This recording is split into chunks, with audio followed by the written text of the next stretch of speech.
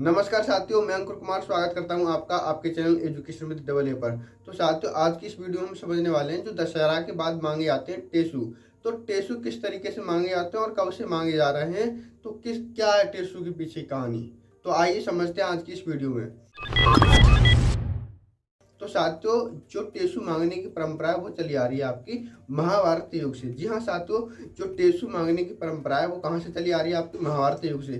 कहा जाता है महाभारत का युद्ध किन किन के बीच हुआ था, कौरवों और पांडवों के बीच हुआ था। तो पांडव में एक थे कौन, भीम। तो भीम के पुत्र थे घटोत्कच। तो घटोत्कच के एक पुत्र थे कौन, बर्बरी। तो बर्बरी ने अपनी माँ को वचन दिया था कि माँ, जो भी महाभारत के युद्ध में हारेगा मैं उसके साथ खड़ा रहूंगा, यानी कि उसको सहारा दूंगा। क्या कहा था घटोत्कच के पुत्र बर्बरी ने, अपनी माँ को वचन दिया था कि माँ, महाभारत के युद्ध में जो भी हारेगा मैं उसका सहारा बनूंगा। तो साथियों, कहा जाता है कि कौरवा क्या कर रहे थे, कौरव हार रहे थे युद्ध, और जो पांडव थे वो युद्ध को जीत रहे थे। तो युद्ध को जीत रहे थे तो पांडवों के साथ कौन थे, भगवान श्री कृष्ण थे।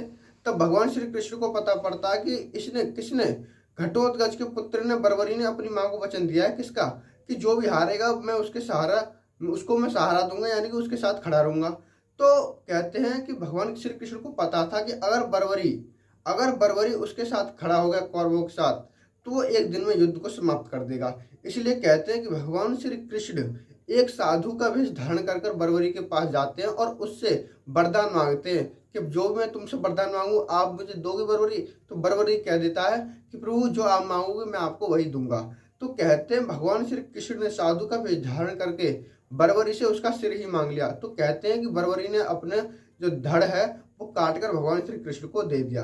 देने के बाद बर्बरी की मन में इच्छा हुई कि वह महाभारत का युद्ध देखना चाहता है, तो साथियों, भगवान श्री कृष्ण ने जब उसकी नार को 3 लकड़ियों यानी कि डंडियों पर उसको इस तरीके से खड़ा किया, 3 डंडियों पर आप देख, इस तरीके से खड़ा करके 3 डंडियों और पहाड़ पर रख दिया, जिससे क्या हुआ था, वहीं से हमारा आज जो टेसू मांगा जाता है वहीं से मांगा जाता है। और उन्हें बर्बरी को खाटू श्याम के नाम से भी जानते हैं। तो आई होप साथियों आपको समझ में आया होगा कि टेसू की परंपरा किस तरीके से कब से चली आ रही है। और वीडियो थोड़ी सी भी यूजफुल लगी हो तो वीडियो को लाइक, चैनल को सब्सक्राइब कर सकते हैं। हम मिलते हैं नेक्स्ट वीडियो में किसी नए टॉपिक के साथ। जब तक के लिए जय हिंद, जय भारत, टेक केयर।